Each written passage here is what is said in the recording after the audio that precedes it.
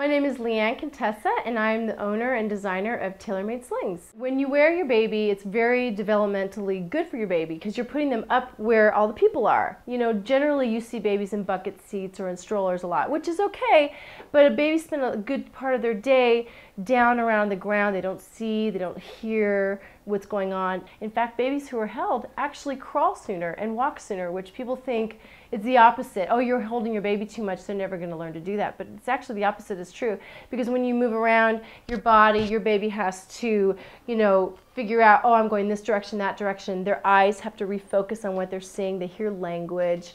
So it's really, really healthy for the baby. It's great bonding for parent, mother, father, caregiver. If your child is in a situation where you're not there all day, a wonderful way for them to be comforted. And the other thing about using a carrier is if you're just holding your baby, that's great. But if you need to do something with two hands, even better to have them in something that you now have your hands free so you can do life. We have things we have to do. We have to make lunch. We have to do the dishes. We have to tie a shoe.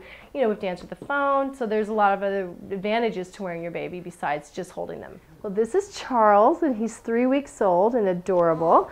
And I'm going to show you how to hold him in a sling. Now, even though he's only 3 weeks old, most tiny babies like to be upright. You know, we just hold our babies this way. So I'm putting him in a burp position, and I have my rings on the opposite side. And do you see how his little knees are going up into his chest a little bit?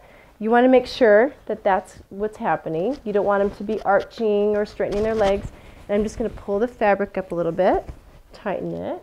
He's yawning and stretching, so I'm going to let him do that. Okay. And now we pull the sling and get it all the way here and drop him in. And you can see him right there. And if I was just walking around and doing my stuff, I'd had two hands free, and he's right there. You notice his feet are inside because he's so little. When they're bigger, you can have their little legs hanging out. It's really, really important to have their bottom lower than their knees. That's a safety. That's what holds them in. But he'll probably just fall right to sleep right now, and he's all set.